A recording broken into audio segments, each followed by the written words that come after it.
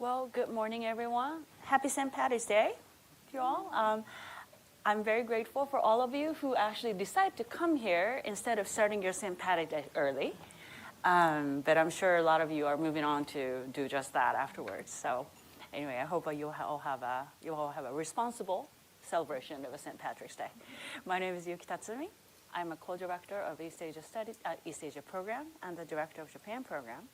And I'm grateful for the Embassy of Japan for this collaboration, which is a little bit unusual topic for those of you who are more used to come here on the topics like U.S. bases in Okinawa, U.S.-Japan alliance vis-a-vis North Korea, U.S.-Japan-Australia trilateral, and so on and so forth. We have a pleasure of having Captain Takahiro Ishihara, immediate to my right. He's a retired JMSDF captain, spent about 20 years on the Maritime Self-Defense Staff College's faculty. He stumbled across this topic about right when he started teaching at the college, and since then he's been at it. So he's a classic example of if you pursue your interest, he's going to be countrywide famous. He is actually the only person that I can think of who's working on these Arctic issues from a geostrategic angle in Japan. Most of the body of work that Japan has been doing is really focused on a scientific research and exploration aspect of it. And he's really the only person he's been looking at this issue from more of a geostrategic perspective.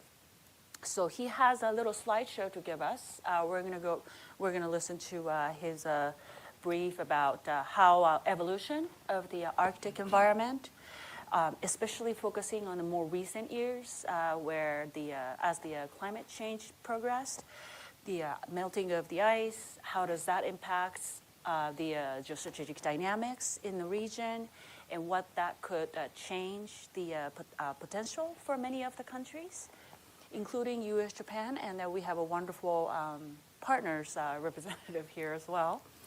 So after his presentation, we'll move into more of a Q&A style of a chat for a little bit, and then we'll open it up for your questions and answers. You all found that little card with the QR code, so if you can please use that with your phone, and then that'll take you to the question and answer room, so to speak, for this event. Because this is a hybrid audience, to remind you, so I cannot look up the pad and then look up and try to pick up everybody's questions. So I just ask your cooperation so that I can all look at all your questions in nice little iPad. So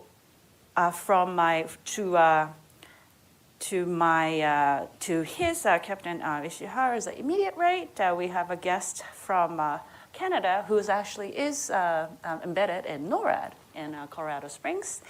We have a Dr. Gail Vivat-Piche. She is a strategic analyst and a defense research and development doctor, and she has been on the tenure there since September 22. So she's been there for a while. So she's the embodiment of the, regardless of what happens in the commerce and trade front, U.S.-Canada defense relations are ironclad. And she'll talk to you more about that too. Immediate to her, to right to her, is the retired Admiral Lars Saunis.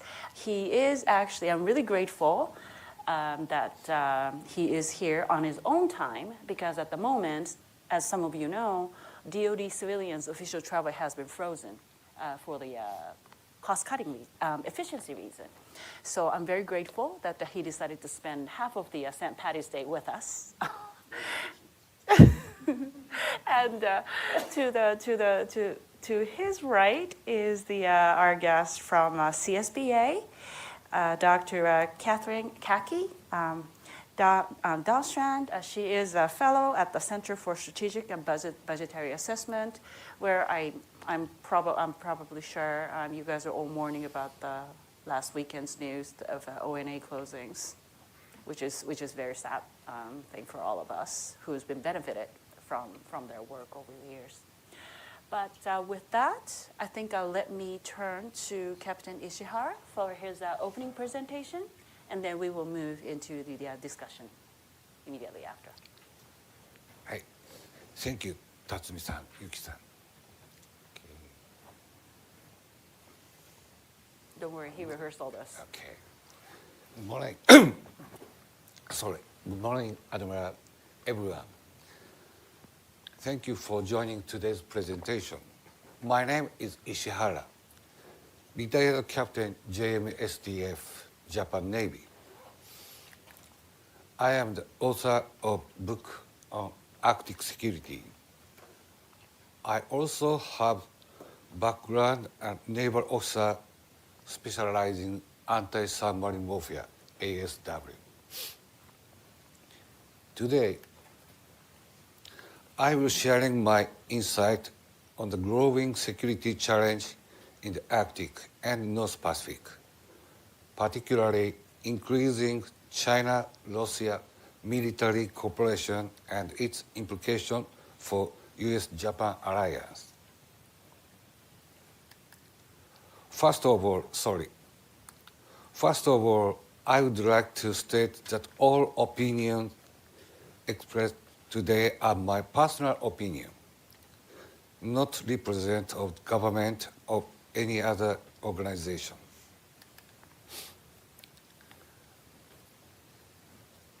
Sea ice extent in summer season is declining at 99% per decade.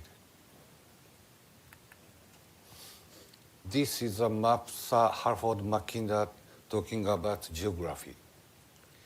He discussed in the early 20th century the Arctic Ocean is impossible to navigate, so it was treated as icy barrier.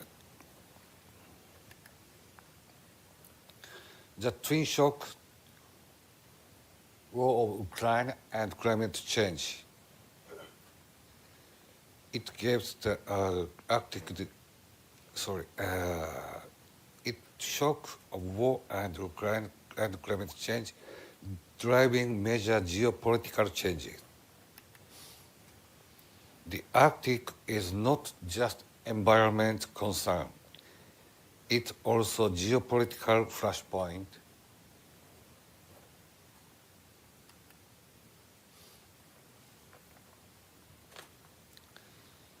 The region sees growing tensions, particularly between NATO and Russia.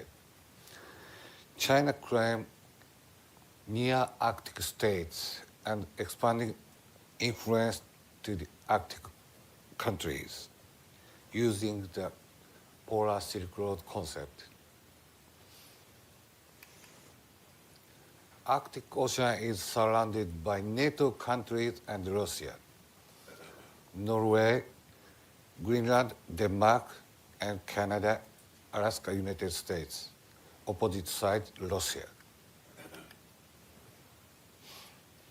Since the Cold War, it was strategic submarine operating area, and sea ice loss was discovered by submariner.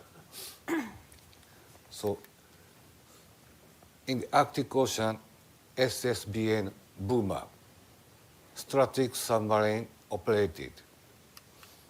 So, US Navy submarine first found out the ice loss in the Arctic Ocean. Once they get alert, they surface and break ice and launch missile. And above the sky, missile and bombers flying. The Greenland is the center of North America and Russia, Soviet Union. That is why Greenland is so important place strategically. So, China calls itself near Arctic states using Belt and Road Initiative to expand influence under Polar Silk Road concept. The airport expansion work was a symbolic case. At first, Greenland government tried to expand using the money from the Denmark or other but not accepted. So they asked to China.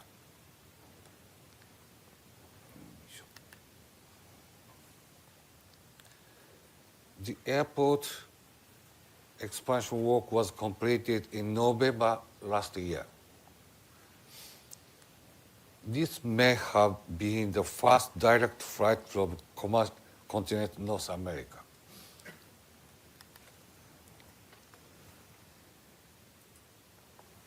And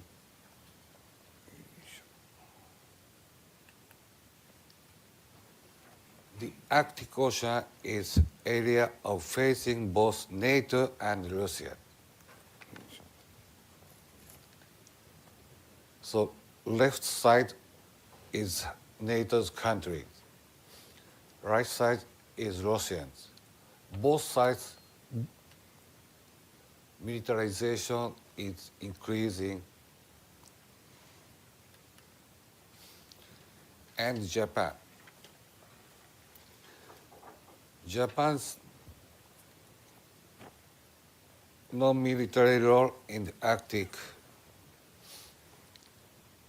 Japan is deeply committed to non-military engagement in the Arctic, primarily through scientific research and environmental protection, using the research vessel Mirai. She is too old, and now Mirai 2 is under construction. This is Mirai 2. This research vessel is symbolic ship. The Arctic research vessel Mirai 2 is currently under construction. Will contribute to the climate studies. Launching ceremony the day after tomorrow, this Wednesday.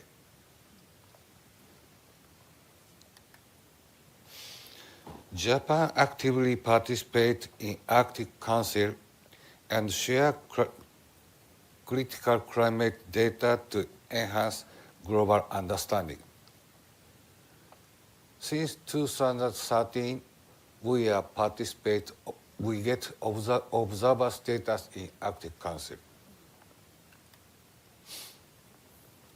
Last week, Greenland general election took place, 11th of March. Greenland post-independence diplomatic and security document also expressed expectation for Japan. Expectation for Japan, trading partner, of course. But this paper showed Greenland local government hope for peace and easing the tension in Arctic. They want to learn from Japanese laws from devastation of World War II, peaceful policy, and return to the international society.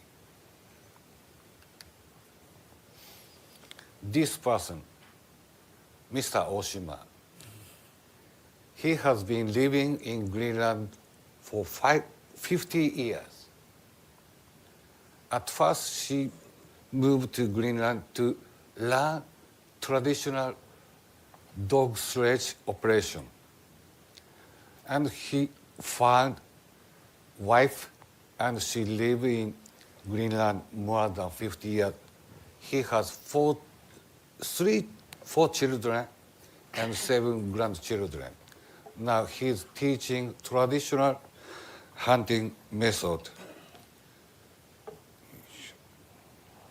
This is a peaceful nation, Japan's soft power. Growing China-Russia military cooperation.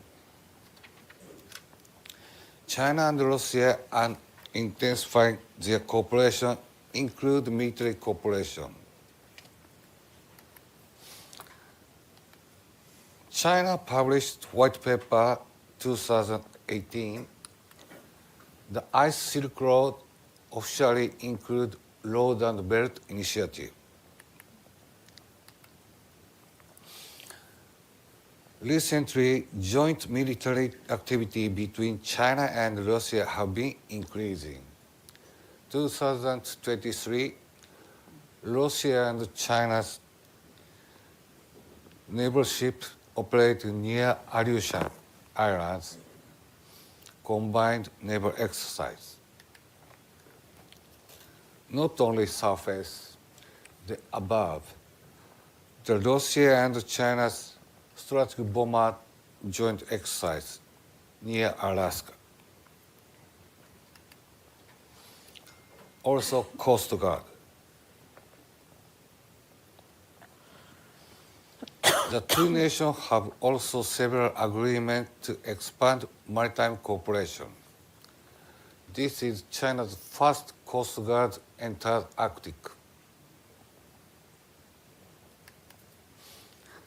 Resource development and economic cooperation are also continuing.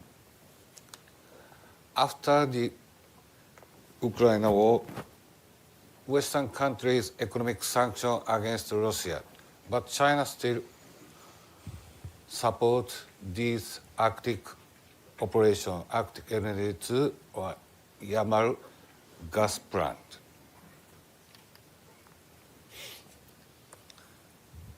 Strategic importance of Aleutian Islands. The Aleutian Islands hold strategic value as a natural barrier between the Pacific and Arctic Ocean.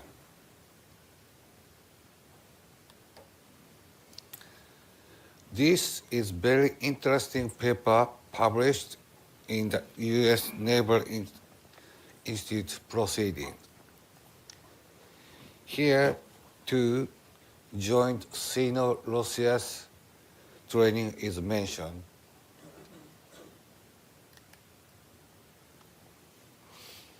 U.S.-Japan alliance in the Northwest Pacific. To counter these emerging threats, the U.S.-Japan alliance must remain strong. Key security measures include enhancing maritime operational capability, including underwater superiority, conducting joint training, reinforcing maritime presence near Bering Sea. Intelligence sharing and anti-submarine warfare coordination are also crucial. Moreover, sea control. Safeguard sea lane is a strategic priority, particularly with Japan's import of energy from Alaska. This photo is the last summit, Prime Minister Ishihara and President Trump. A secure commercial shipping route is essential for economic stability.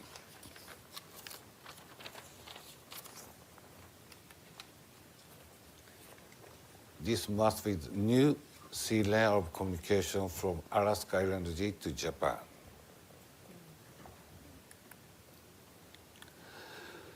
Based on these developments, Japan should adopt a dual approach. In the Arctic is a NATO versus Russian ocean. So we, Japan, must strengthen scientific research collaboration, engage diplomatically in Arctic governance forum, and promote sustainable economic projects. In the North Pacific, it's Japan and US, our responsibilities area. We need to reinforce maritime security through close cooperation with the United States. We need to learn more from the lesson of Cold War era. This map shows a symmetric, strategic Atlantic Ocean bastion operation. Do you know the bastion operation? sanctuary of SSBN, Burma. Soviet Union, Russia's idea, keep the Baltic, not Baltic, Barents Sea. Barents Sea, yes, thank you. Barents Sea and Sea of Okhotsk. Those sea as a bastion, so keep safely for their submarine, Burma, SSBN. So Pacific side, Sea of Okhotsk.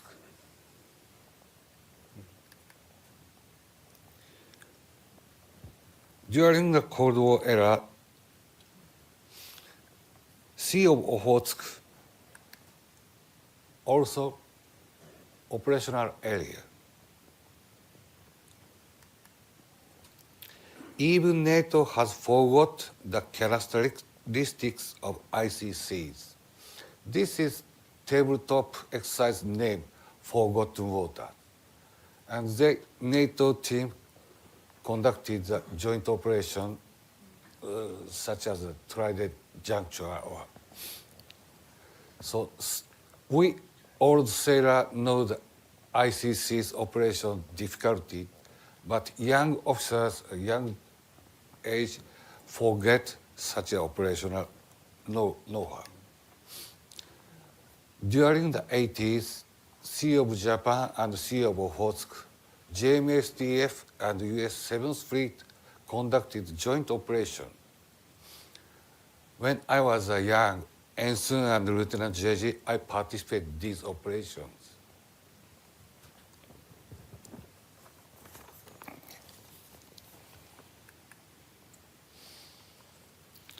The Northern Sea route will also pass through this area, from Bering Sea through the Sea of Okhotsk and Sea of Japan. This area is well known in military history. This is a map during the World War II. Paramushiro Island, during the World War II, it was the Imperial Japanese Navy's 5th Fleet anchorage. At island, Kiska is very famous in war history.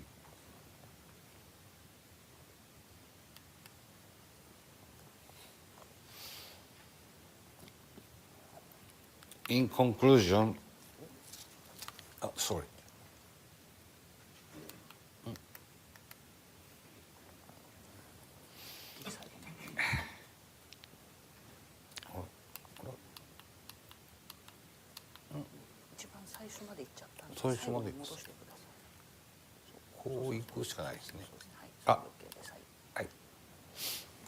In conclusion, Japan's approach to Arctic security must balance non-military role in Arctic cooperation with strong security alliance with the US in North Pacific. Growing China and Russian demands proactive stance, ensuring Japan's economic and security interests are protected. By strengthening scientific research, diplomatic engagement, and maritime defense, Japan can contribute to regional stability while safeguarding our national interest. Thank you for your time and attention. Thank you. Thank you.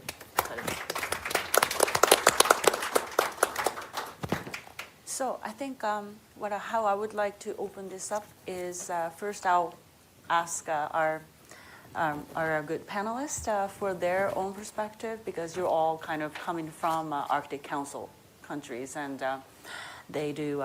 You each have a probably slightly different perspective from the capital of the country where you sit, and then.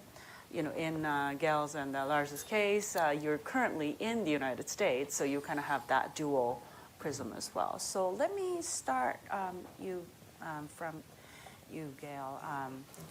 How does a Canadian see all these evolutions, especially focused on the changes for the last several years, maybe within the last decade or so.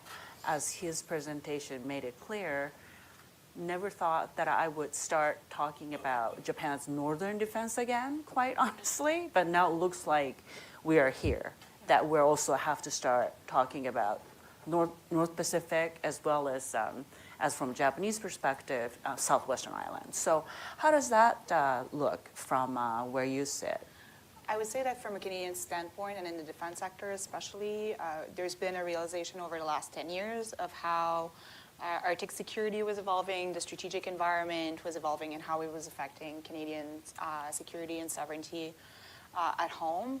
In 2017, we had a new defense policy, strong, secure, engage, where so it was strong at home, engage in North America, and then strong at home, secured in North America, and then engage in the world.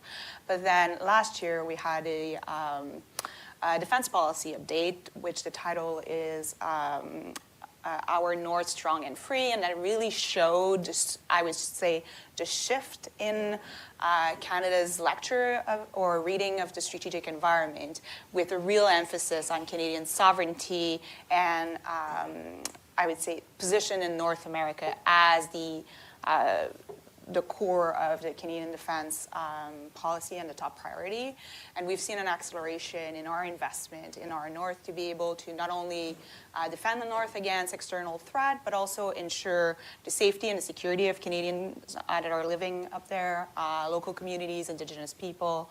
And so, for example, the minister announced last week that there would be the creation of new support hubs across the region for operations for the Canadian Armed Forces that are really focusing on multi-purpose capabilities and infrastructure, so that it's not only military infrastructure and military capabilities, but that it can be used by other agencies in response to disasters and emergencies, as well as so that those infrastructure and capabilities can be used by local communities and other departments in their Arctic operations and daily and regular activities. Because one of the key challenges when we think about the Canadian Arctic is how hard it is to operate there and maintain a presence there because of the sheer size of the region, the very sparse population, and the impact of climate change on the general environment. And so it's really, I would say, at the core of our presence, and it's supported also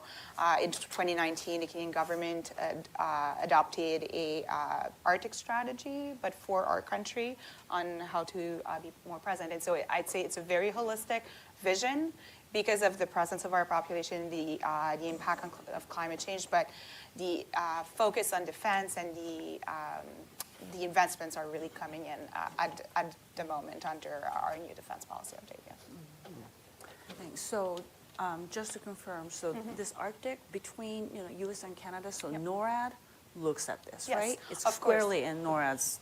Of course, and NORAD, there's two mandates, right? And Canada and U.S. have historically worked together in the Arctic. I mean, it's very hard, and especially now with the threat environment, right? Threats don't stop at the border. They don't stay in one domain.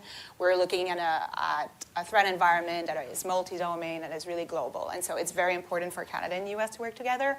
And that's what's been going on. The alliance between Canada and the U.S., is arguably one of the strongest in the world when it comes to defense. And then on top of that, we have NORAD, which is a unique binational command. So the commander of NORAD reports to both Canada and the United States in the defense of the continent for aerospace warning, aerospace control, and maritime warning.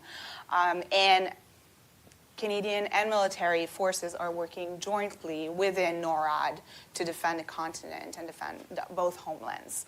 And so whether we're talking, for example, of aerospace warning and aerospace control, we've seen an increase in Russian bomber patrols, for example, that are back to the numbers of pre-invasion of Ukraine in 2022. And whether it's in the American aerospace identification zone or in the Canadian aerospace defense identification zone, Canadian and American jets will work together. It's not it's not like a division of Canada takes care of Canada and the U.S. is taking care of the U.S. It's NORAD taking care of North America. And I think this is really important. And then beyond that, beyond NORAD, Canadian and American forces are working together jointly in different domains, but also in different regions. The Canadian Joint Operation Command, so Canada Global Military Command, is working with U.S. regional combat commands on a regular basis, and it's really based on our shared interests, but also strong interoperability across levels, right, at the tactical, operational, and strategic level, as well as on intelligence sharing. And so, for example, in the Arctic, Operation Nanook Nunalava 2025 that was just finished. It was from, I think it was around like mid-February to 9th of March, and we had American troops on Canadian soil, like working, training with Canadians to increase that interoperability. And then we also have joint forces beyond, or what we call integrated forces beyond NORAD. For example, the U.S. Second Fleet, which is responsible for the western portion of the Atlantic from the Caribbean to the North Pole, has a Canadian Rear Admiral as a vice commander, right? So it's really showed like that cooperation and how strong the relationship is on defense. And it also goes beyond like strict military forces, whether we're looking at research and development, which is more my field at Defense Research Development Canada. I work with my American colleagues on a regular basis. We have MOUs that are there for to tackle those wicked problems that require more than national or unilateral approach when we think of Arctic security. Thank you. So Lars, obviously Norway has a deep interest in this, and you led both Norwegian Coast Guard and Navy, and currently where you sit in the Naval War College, you also lead the Arctic research and Arctic study group. So is this the types of the issue that you have been discussing and looking at with your colleagues in Newport nowadays? Yes, I think so. First of all, the Newport Arctic Scholar Initiative, we looked at exactly the situation with all the southern Arctic nations, excluding Russia, but also inviting Japan and the UK and France. We looked at naval deterrence in the Arctic. And why did we do that? Because it was after 2022, of course, and we don't have to explain that to you, why that is important.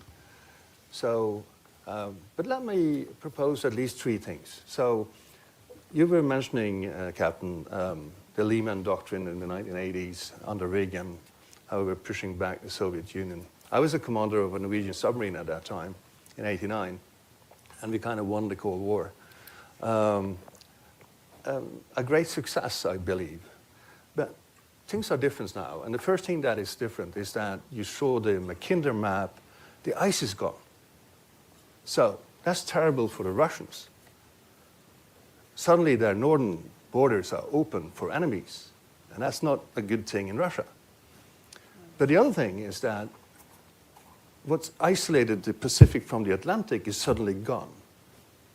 So there's an Arctic bridge now opening more and more between the Pacific and the Atlantic. So the things we do in the Atlantic region actually have a response in the Pacific region. So whenever Norway or NATO is pushing Russia in our pond, the response might be in Japan and against the Indo-Pacific forces. So this complicates things quite a lot. That's the first thing. So there's a geostrategic earthquake that's already happened.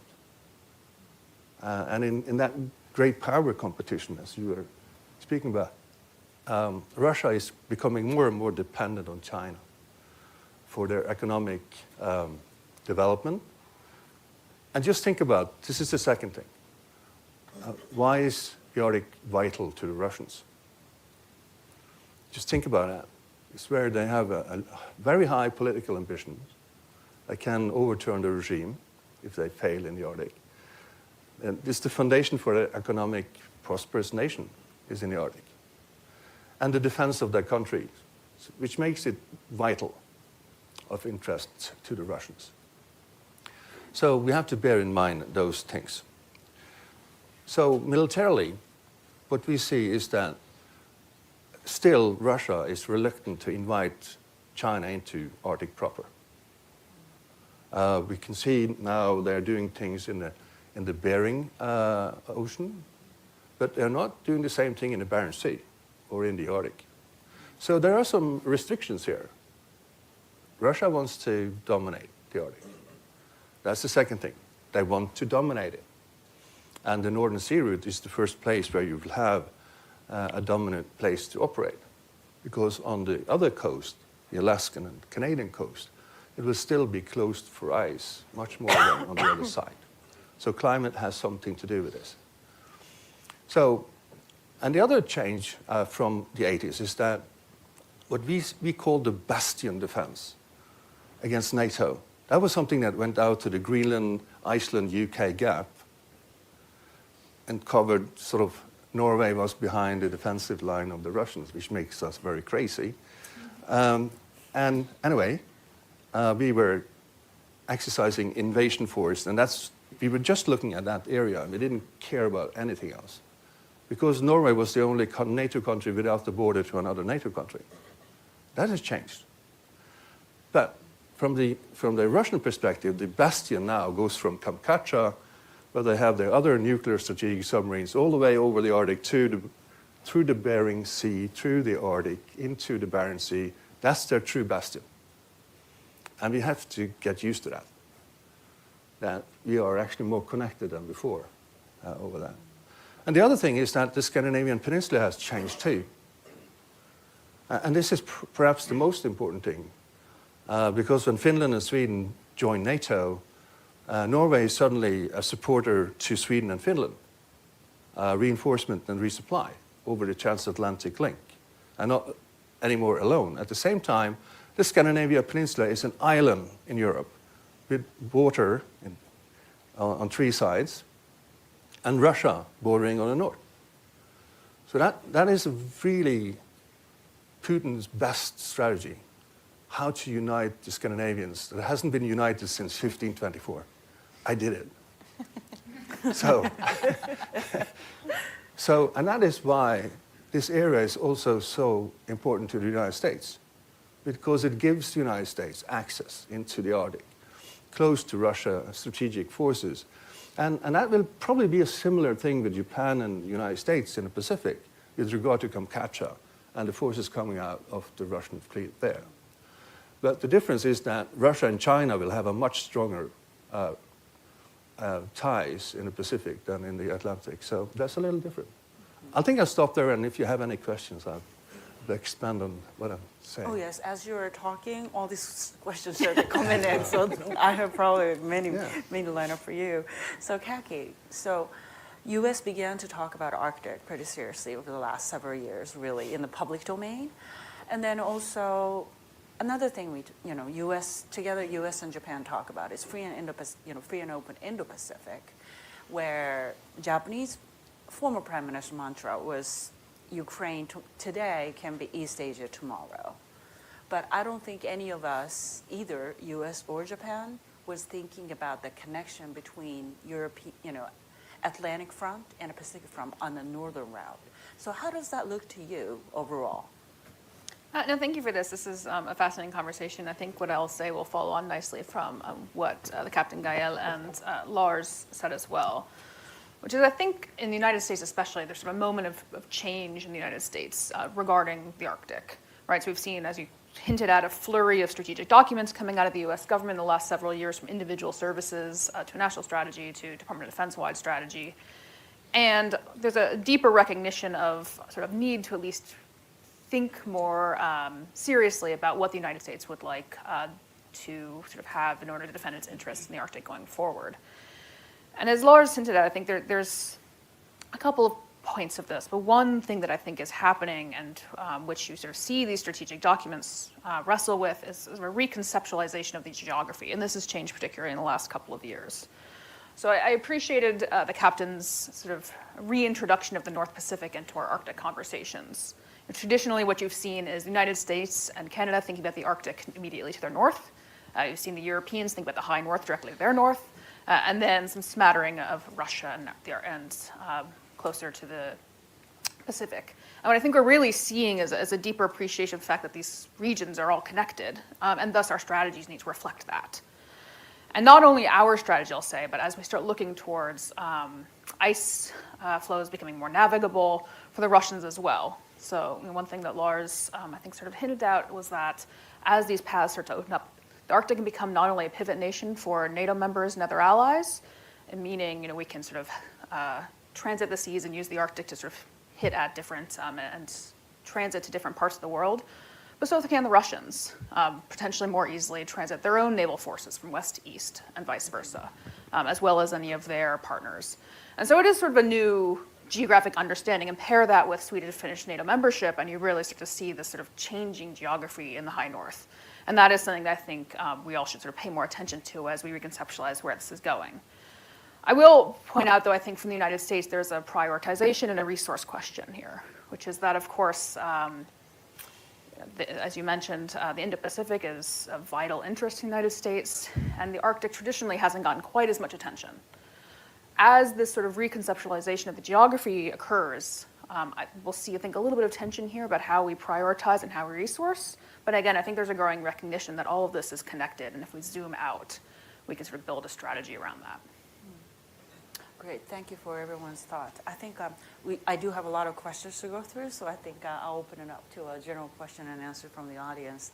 So first question is, as Captain Ishihara mentioned, in that extreme cold weather, his book that he published is actually funny because it's filled with all the episode where he actually, when he was a younger surface ship officer, how he took the he took a sailing out that way, and then how all these things were frozen up, and ice will like freeze around it, and then it looks like a bridge almost, like as you get closer to the pole.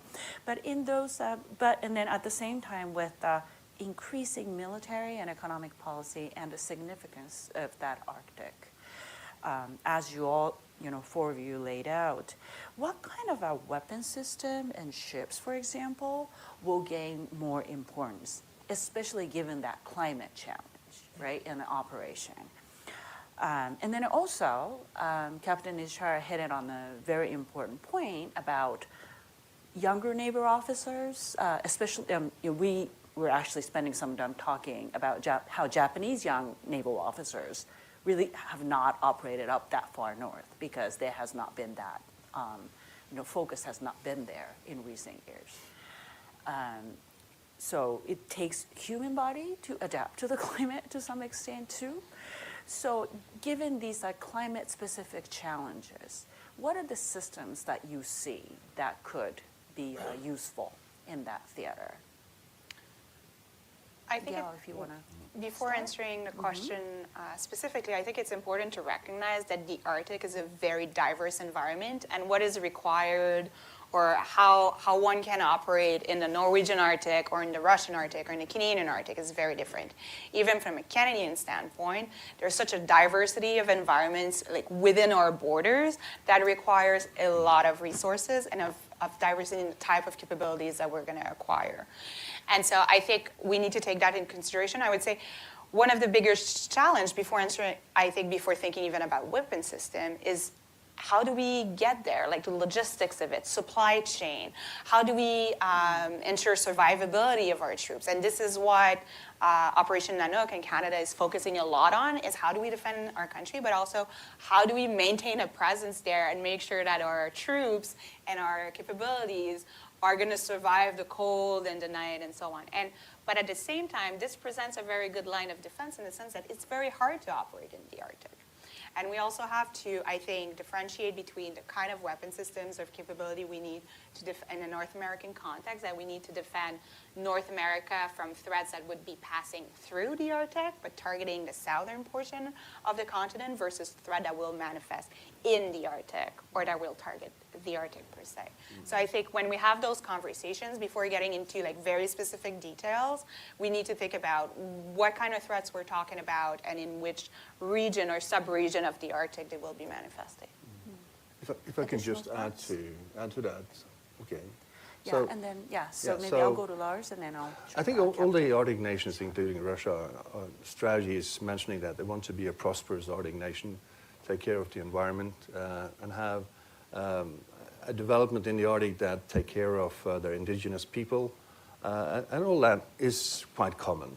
So when I looked at it from the Coast Guard point of view, I saw the threat more like, how do we take care of our fish stock? How do we prevent oil pollution or rescue people or being present all the time? So my priority was to actually rebuild our Coast Guard fleet. And now we have 10,000 tons Arctic patrol vessels, the 2 Romeo helicopters, with the hospital. And we are able to handle a situation where we have a couple of thousand tourists on an average age of 70 being rescued out of the Arctic. Those are the day-to-day challenges you have to cope with first. So when we turn around to EU or other countries, how would you help? It's your Arctic, kind of. So you have to do it. And then now, when the the military threat has led to a NATO transformation in the Arctic. And so the question you can ask is, how far into the Arctic do NATO go? So Norway built a satellite system for the F-35s that gives high altitude internet to all F-35s on a secure net. Whether you take off from Finland, Norway, or Anchorage, Alaska, we can be on the same net. We share, information through sensors in the Arctic. So I think the advantage we have is that we as countries are joining together and sharing our capabilities and sharing our future assessment of what can go wrong. And that is really important. The weapon systems, they are there, and they need to be considered. So Ishihara-san, Yes. you talked about the maybe utilization more of the unmanned platform, Yes. at least especially for the persistent presence purpose. So if you wanted to talk a little bit about that. In Northwest Pacific area, underwater capability, underwater warfare, so anti-submarine warfare, but very few resource, budget, and human resource. I propose to use the unmanned aerial vehicle. So Sea Guardian successfully tested anti-submarine warfare operation this January. So it must be the good case for us Japanese to use such an unmanned aerial vehicle to use the anti-submarine warfare to watching the underwater Northwest Pacific and use the Aleutian Islands as an alternate base for such an unmanned aerial vehicle. It must be my personal opinion, good idea for U.S.-Japan alliance. I think if I may hop in here, the captain's comment highlights, I think what Gael was really saying, which is there are so many different aspects of the Arctic, so many different geographies and so many different topographies, different climates, et cetera, that you can face not only in one specific area, but throughout the year there are changes that are fairly drastic as well. So the first step is really to step back and not only think about what threats you're facing, but also what operational concepts you have, what your goals are, sort of proactive, positive goals as well. And that will have to be divided up into sort of different parts of the Arctic region. One thing I'll say to sort of add to the list here is I also think, we mentioned search and rescue, which will be key going forward, of course, but also situational awareness, which is part of what the captain was trying to get at here, and how you think about situational awareness in different parts of the Arctic. The infrastructure required, not only for logistics and sustainment, but also to sort of launch any sort of operations that one might be doing, such as these unmanned systems. But then also to rely on existing expertise. There's no need to reinvent the wheel. So of course, our Norwegian, Swedish, Finnish friends are highly capable in high north, fairly low infrastructure environments. How can we sort of capitalize on the investments and the knowledge that they've already generated to bring greater capabilities to other allies and partners? Great, thank you. So one of the things is that there's a very specific questions. I didn't realize there are so many people who are interested in this issue. So there is a question about icebreakers. Icebreaker. I understand. So Russia apparently has dozens of icebreakers and its Northern Fleet, but the U.S., Canada, and Japan are all playing catch-up. So can any of you care to give us an update? And of course, that includes our other NATO friends as well. So what kind of a combined icebreaker capacity do we have? I would like to start on that because I was in 2012 when I was head of the Coast Guard. I was asked whether I needed an icebreaker, and I said no. I'm fine with one, because I was up at 84 degrees north before I found any ice north of Svalbard. But I really would like to have huge patrol ships that can go through a meter of ice, which is sort of a Baltic code. It's not really an icebreaker, but it can operate in ice. Because the several-year thick ice sort of have disappeared from where we operated. So in Norway, we decided that our second icebreaker were built for the scientific environment to enhance our research. And we decided in the Coast Guard that we needed bigger ships that can handle more situations, which is, and basically it's half the price if you think about it. So instead of having one more icebreaker, I've got 3 huge ships. That is useful for me. So, and the other thing you have to manage is sort of, if you think about it from an Alaskan point of view, so you want to build out the harbor, but it's still quite a long distance to go into Arctic proper from the Aleutians. So we made a deliberate choice. Instead of building harbors, because we have harbors, we built huge ships that can be a command ship that can actually in future command autonomous systems in the air, underwater, on the surface. And there is a lot of development now with sail drones, with different types of autonomous vehicle that can be enhancing our operating environment in the Arctic. And I think that is good. Anybody? Now, Canada is launching new type of ice-breaking patrol vessel. It must be good. If you want to So talk a little bit about that. I co-authored the book out of the first Newport Arctic Scholar Initiative, and one of our recommendations was to see more cooperation between Arctic states on icebreaking capabilities because of the sheer size of the challenge, both in terms of producing and designing and then building those icebreakers, but also the demand that there would be for icebreaking capabilities in the Arctic as the region continued to warm. And as we know, it's not because the polar ice cap is reducing in size and that the ice is receding that there is no ice in the water, which actually increases the requirements and for icebreaking capabilities. So Finland, Canada, and the U.S. Signed the Ice Pact for designing icebreakers last year. We'll see if that deal survives in the coming months. But I think this is a very good example of multinational efforts to tackle this issue. And then in Canada per se, the government just announced we have a national shipbuilding strategy that includes the new icebreakers, both for commercial waterways in Canada and the Arctic. And the government just announced the acceleration of the polar icebreaking production with 2 icebreakers, 2 heavy polar icebreakers that will be ready by 2030, produced by 2 different shipyards in 2 different regions. So there's also all these questions of, shipbuilding strategy, and shipbuilding is a big investment in communities, in cities. And in Canada, it's been shared between Davies in Quebec City and Seaspan in Vancouver. What about you, U.S.? Sure. I mean, I think the Ice Pack is a great example of an initiative that can really help make progress here, particularly as we spoke about prioritization and resources. As the United States faces shipbuilding challenges across its priorities, these sort of multilateral efforts, I think, can really help to ensure that each ally is increasing its own capacity.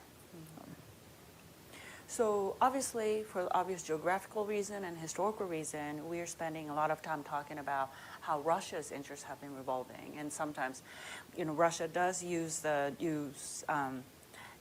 justify there are certain things that they do in the region, insisting that those are for scientific research or a safe passage, for humanitarian reasons, and so forth, right?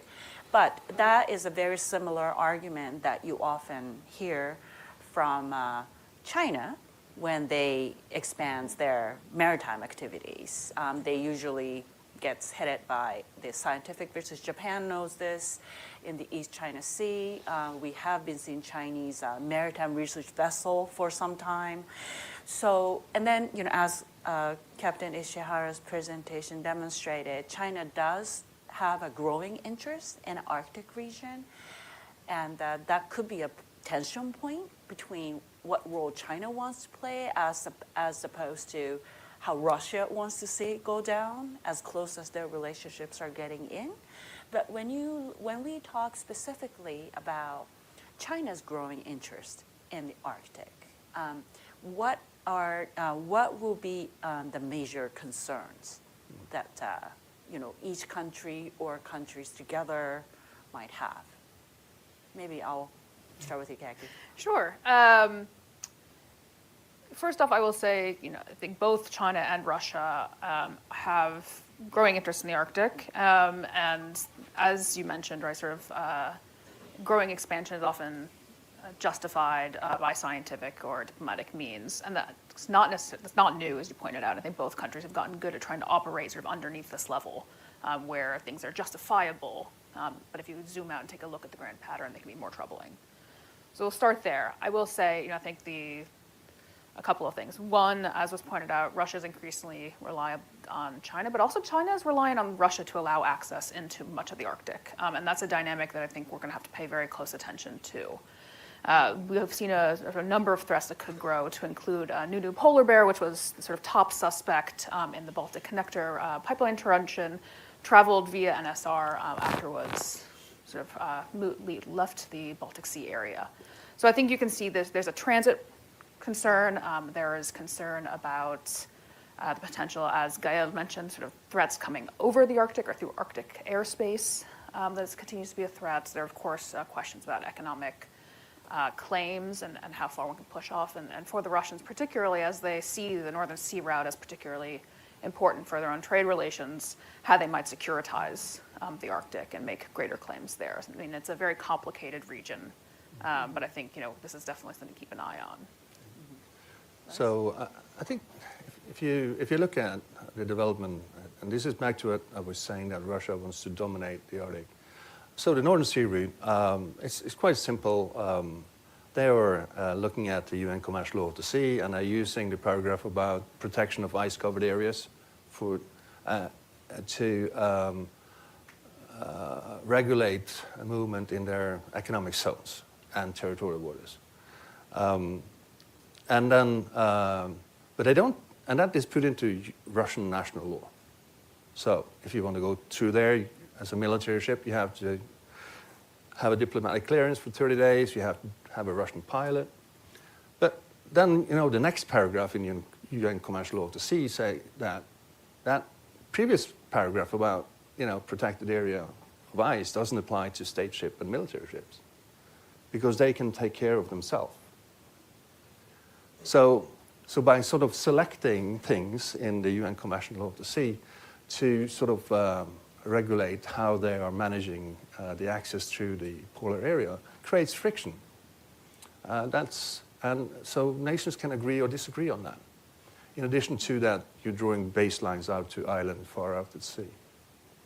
So that's a legal issue. And all the Arctic states have said that any legal issue with the UN Commercial Law of the Sea, we will negotiate. That's out of the illicit declaration in 2008. And that was repeated in 2018, by the way. So all the coastal states are sort of, we will not go to war on this, kind of. But then, if you look at the Chinese, they're much more cunning. And they are sort of dominating now how the logistic hubs along the Russian coast, where they're going to be, who they're going to serve. So they're sort of also making their economy a strategy of how to dominate into the Arctic too. And if you look at last summer, which was very special because you have the US Haley icebreaker, you have the ice dragon from China coming over the Arctic, visiting Murmansk on the Kola Peninsula with science. And you also had a little small Norwegian icebreaker there too. Anyway, what we found out was that when the Chinese expedition finished, and this is due to our Chinese Strategy Institute at work. When I looked at the Chinese reporting, what they were doing, they were saying they were supporting the PLA Navy, future submarine operations in the Arctic. Because in the scientific report, they actually needed to underline why they do this. But on the military side, there was nothing. So in my mind, there's no doubt that what they are preparing for is a strategic move into at least the Bering Sea and the Arctic in the future with their submarine operations. So we need to consider that as well. From a Canadian standpoint, and I've published on this, there's growing evidence that the PRC is targeting Canadian vulnerabilities in the Arctic to advance their interests at our expense. And so we've seen in different spheres of society growing Chinese influence. So for example, Canada has recovered Chinese research buoys in our Arctic waters. Huawei Canada has targeted indigenous communities in the high north that are trying to, by speaking to their right to access internet, so targeting infrastructure gaps and vulnerabilities, and leveraging historical tensions between indigenous groups in the Canadian Arctic and the federal government to advance their interests. We've also seen, and they've also been more present in northern communities where they're proposing commercial projects that are undercutting potential Canadian federal initiatives. But it's also, it's using, and they're able to do that because we have too much red tape or we're dealing with our own domestic issues. So for example, we had local leaders in the Canadian North saying we don't necessarily have we choose partners that were not necessarily the ones that we wanted in firsthand. And they're talking about that, going with foreign partners because it's too complicated to get Canadian partners investing in communities or working with the federal government because of the rate taping, but also because of the governance mechanisms that are in place that are complicating investment and development quickly. And so this is really something I think that government is very well of, and that through investment and the new, especially under the new defense update, that we're really trying to counter. So, from Japanese perspective, Chinese activity in activities in Arctic Arctic. increase. It means the Chinese vessel cannot warp to Arctic Ocean. They steam from mainland China and near Japan, Sea of Japan and Sea of Okhotsk, and through the Bering Sea. It means our responsibility increase. Always watch maritime domain awareness, or even underwater, Chinese submarine will enter the Arctic Ocean. Our business will increase. Does this make our Coast Guard Coast Guard. busier? Yes. In that? In Japanese Coast Guard have icebreaking patrol vessel, and reconstruct this year, brand new Coast Guard vessel. They are always ready. So, as if we follow your presentation, Ishihara-san, your presentation suggests that the Japanese presence or Japanese activities in the Arctic area over the next 10 years were more likely to increase, not decrease, because of all these changes that are happening. But do you think Japan, what kind of a balance, you touched upon this toward the end of the presentation, what kind of a military and non-military activity and role balance that you think Japan will play? And you may want, you may talk about maybe more security heavy role closer to Bering Sea area, but then as you get closer to the North Pole, then it's more non-military, more scientific research, environment research, and things like that. But just wanted to see how you see Japan's role in the Arctic will Both. change? So in Arctic, scientific research based using Mirai 2 and soft power, so support the indigenous peoples in Greenland or such a Japanese style commitment. Individual persons such like Oshima-san or very close relation local peoples. We made a long history. It must be the good for in Arctic. The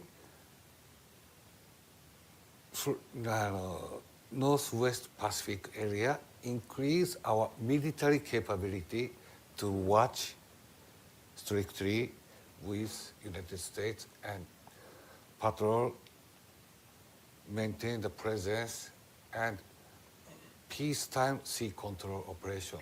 So in other words, what 7th Fleet and JMSDF were actually doing during the Cold War in that Yes. direction. Okay.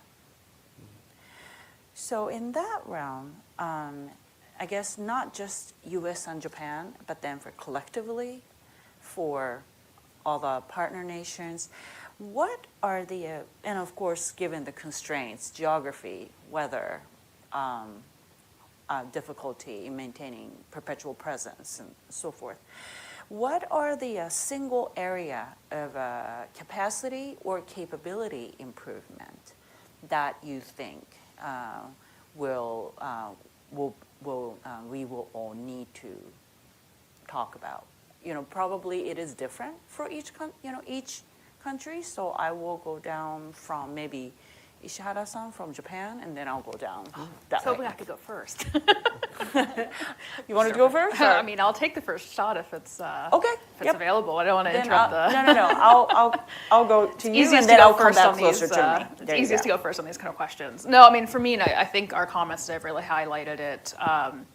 I think the baseline really is situational awareness and increasing our ability to know what's happening when it's happening has been highlighted across all of the different allies and partners represented here. And so that is something that I think we're going to have to pay particular attention to, and that could be achieved through any variety of means and any variety of equipment and assets. But I think that is key to increase before we talk about anything else. Lars? Well, I kind of agree with you. And That's if why you I wanted see, to go first. Yeah, but practically, if you see the Norwegian defense pledge, you see the Swedish or Finnish or the Canadian defense priorities now is long-range drone, it's surveillance, it's situational awareness. And to us, it's been that for 25 years because we live next door to Russia. We've been doing that for 1,000 years. So we know we need awareness because we cannot afford to make a wrong decision. So that is why to understand the situation you are about to enter is so important. And then secondly is long-range fires and air defense. Yes.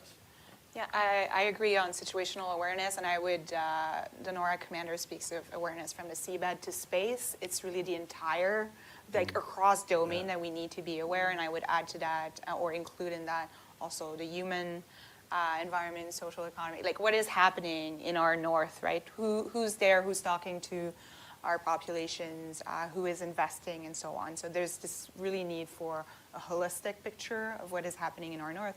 And then we need to be able to counter that, but we also need to be able to sustain operations. And from a Canadian perspective, the logistical piece is very difficult.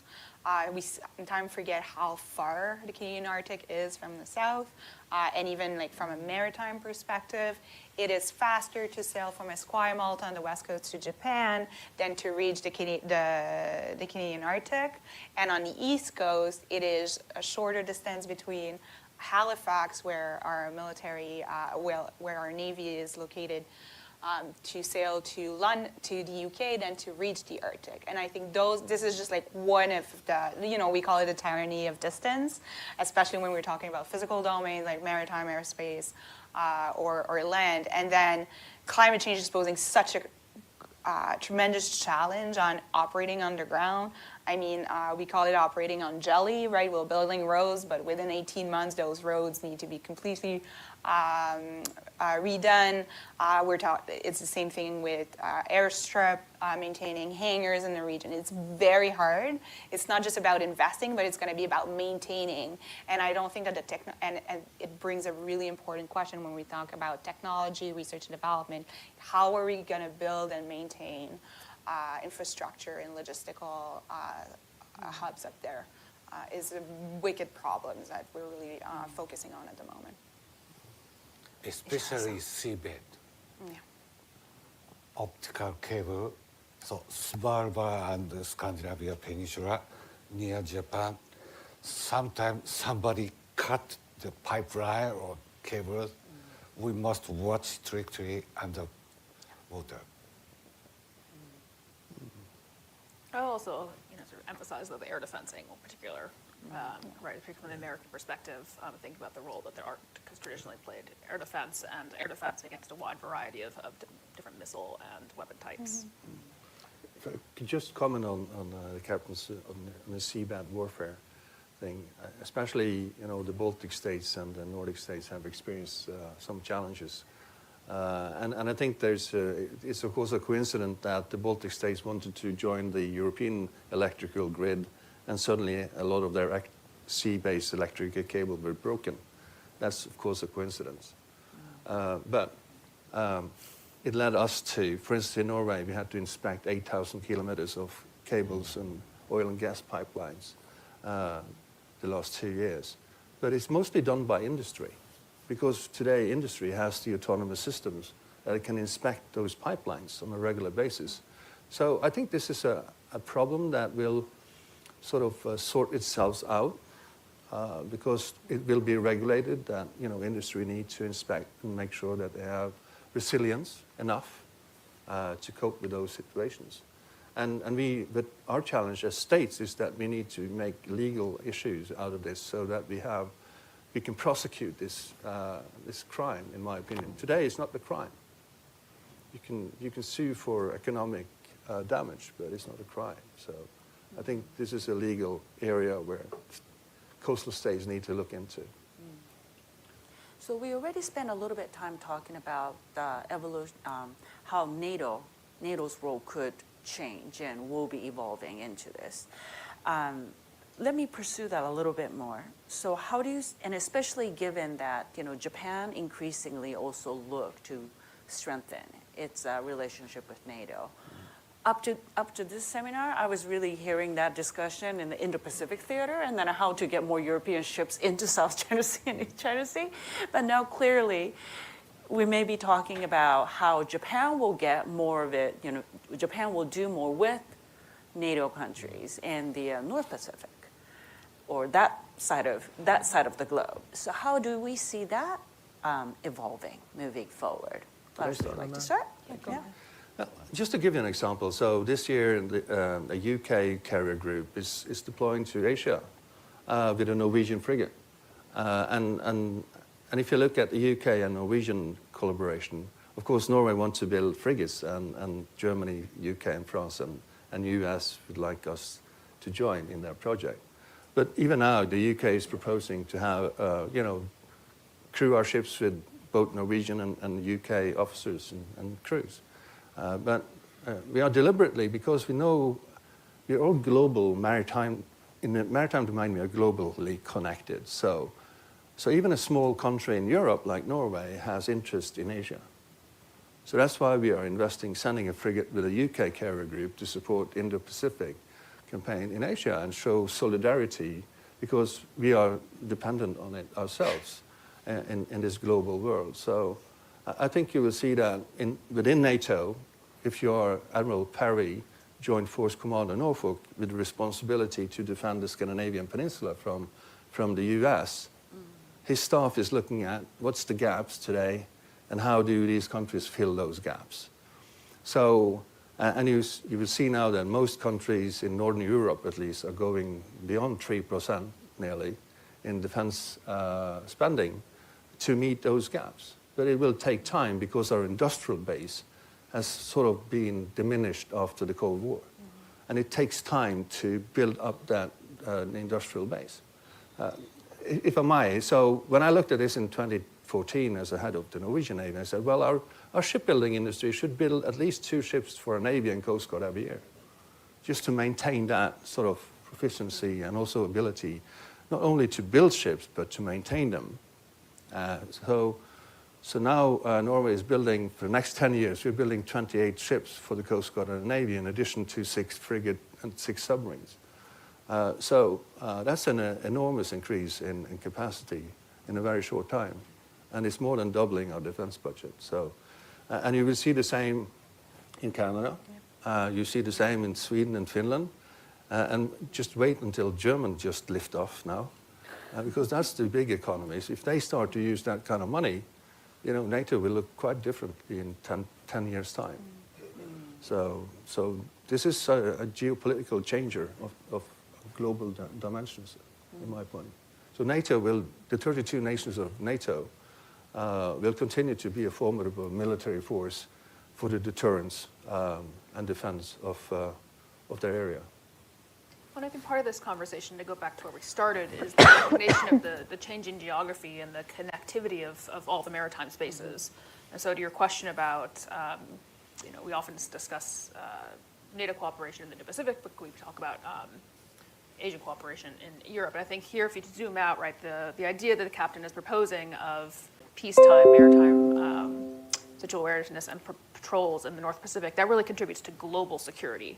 And contribute to security in Europe in addition to the Indo-Pacific. And so it's, again, it's stepping back and taking this sort of global goal. So even if Japanese self-defense forces are not physically in Europe, you're still contributing to European security by contributing to global security. That's interesting. So we really haven't spent too much time talking about the Arctic Council, which is still a very important body. So if any of you can discuss what aspect in a changing geostrategic environment that surrounds the Arctic, which is very rapid. What aspects of this Arctic Council's role will remain relevant, stays the same, or how much of that role that Arctic Council has historically played might change in the future? So I can start on that, since Norway is the chair of the Arctic Council at the moment. And you know, after 2022, there were no political trust in the Arctic with Moscow. So it was a discussion whether the Arctic Council actually would survive after that. So when Norway took over the chairmanship 2 years ago, there were not any sort of dialogue beyond the 7. The Russian were excluded. And eventually, after some negotiation, they were able to restart at least some of the working groups, but not on a political level. So that's where we are now. And by May, Denmark, and perhaps with a stronger role of Greenland and the Faroe Islands, will take over the chair of the Arctic Council.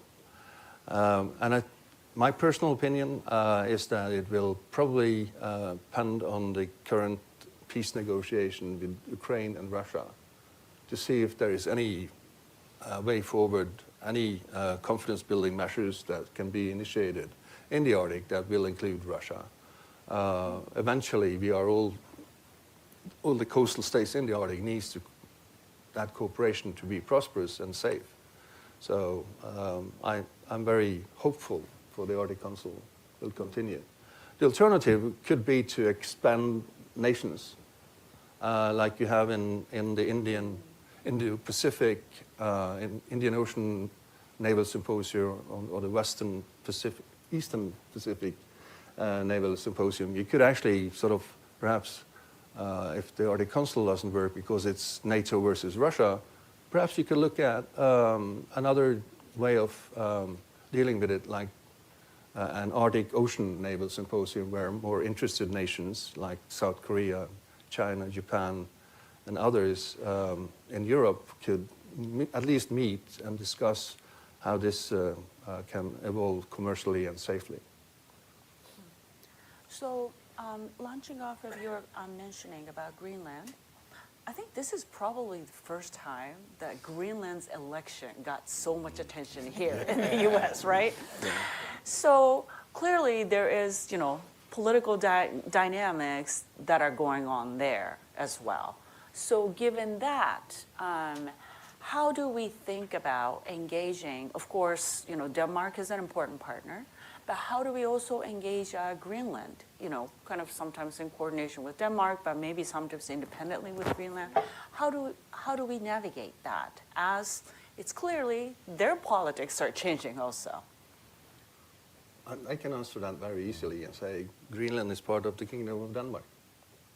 And they are an independent state in Europe and should be treated as it.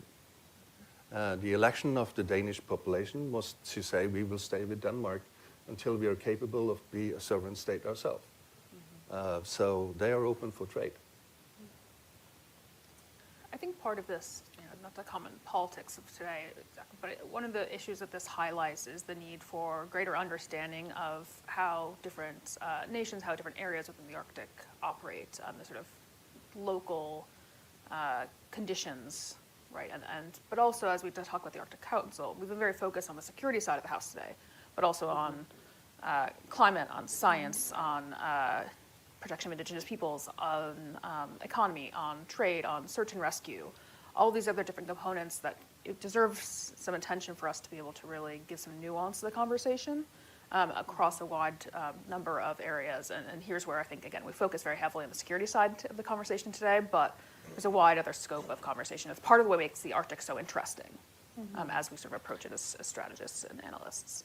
And I would argue that the Arctic governance is very strong, and it crosses all of those sectors, and I think that increases resilience when it comes to Arctic security, like defined more widely. They're still engaged, as Lars was describing, right? Despite there was still collaboration at the working level on specific files under the Arctic Council, and I think in difficult times, those non-military forums and those relationships at the subnational level or at the working level are really critical in maintaining dialogue and connections between different societies. So maybe Arctic Council's role could actually be more important moving forward with addressing all the issues that Kaki highlighted. And Japan always has a Japanese national living in there, carrying on their traditional way of hunting too. So with that, well, this was a fascinating conversation. Certainly, I look across the floor, and this is a very different types of audience that I get from my normal Indo-Pac conversations. So I really much enjoy that. I hope you all did too. Thank you, Ishihara-san, for coming all the way from Washington to do this, to Washington from Tokyo to do this. When you're crisscrossing actually Japan, different colleges talking about the enlightening Japanese audience about the importance of Arctic.